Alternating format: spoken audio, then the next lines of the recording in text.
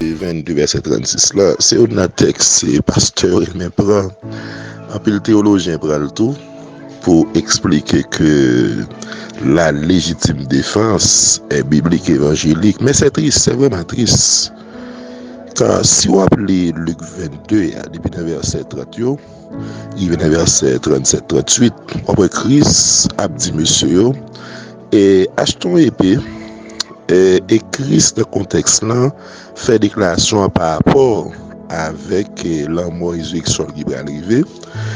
Et Christ fait déclaration par rapport à sa guerre pour venir, par rapport à l'avenir. Maintenant, ce que plus de n'arrivent pas à comprendre, l'épée dans la Bible n'est pas forcément une arme. L'épée avait une multitude de rôles. D'ailleurs, si Christ dit disciples, vendre vêtements ou acheter épée pour qu'à défendre tête, pour qu'à gommer, ou d'accord que Christ a une contradiction avec tête li. Lorsque au soir de Gethsémani, l'apôtre Pierre va faire usage de épée pour couper les oreilles Marcus.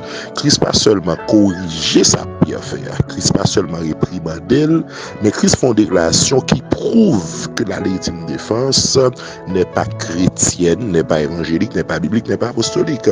Christ va dire Pierre, monde qui tue avec épée a mourir par l'épée. C'est-à-dire, ça pas dans la volonté de mon Dieu, même si c'est toi à défendre, même si c'est moi à défendre, ça n'a pas de place. Et deuxièmement, quand est-ce que commence la dispensation de la grâce? Quand est-ce que commence la dispensation du Saint-Esprit? Quand est-ce que commence la dispensation de l'Église? Mais c'est à partir de la mort et de la résurrection de Jésus-Christ. Certes, le Nouveau Testament prend le contre-pied de la légitime défense. Dans le Romains 12, là, verset 17 à continuer jusqu'à la fin. Côté Christ a dit, n'imite pas le mal, mais surmonte le mal par le bien. Côté Christ a dit, ne vous vengez pas. Côté Christ a dit, écoutez, laissez à Dieu la vengeance, à Dieu la rétribution.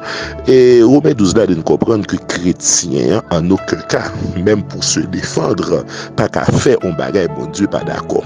Alors, dans Luc 22, précisément, nous sommes avant la mort et la résurrection de Jésus-Christ. Nous sommes encore sous la loi. Les disciples de Jésus-Christ étaient des Juifs, évidemment, tout comme Jésus a été présenté au temple, présenté au Seigneur, bien sûr, parce que le fait sous la loi, avant la dispensation de la grâce, avant la dispensation de l'Église ou du Saint-Esprit, avant que l'Évangile soit intronisé, que l'Église prenne naissance, nous sommes encore sous la loi, disons mieux, les Juifs sont encore sous la loi, même les Pierres en tant que Juifs, bien sûr, pas comme chrétien, pas comme disciple. Même les Pierre t'a fait usage de épée, Pierre pas t'a péché, même si Pierre t'a gommé avec, parce que la loi connaît œil pour œil, dent pour dent, pied pour pied, mais pour mais c'est ça la loi dit. Maintenant, nous autres chrétiens évangéliques, est-ce que nous sommes sous la dispensation de la loi? Est-ce que nous sommes des Juifs ou bien est-ce que nous pas fait partie de la dispensation de l'Église, de la grâce ou du Saint-Esprit?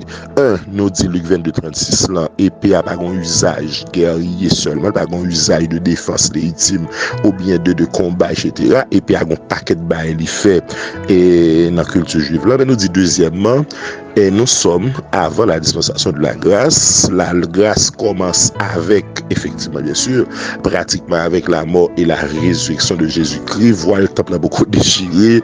Donc, Pierre, qui doit prendre le gommel, mais comme juif, il n'est pas à péché, même si comme disciple de Jésus-Christ, ça pose un problème par Christ, par le reprimandel au soir de Gethsémani.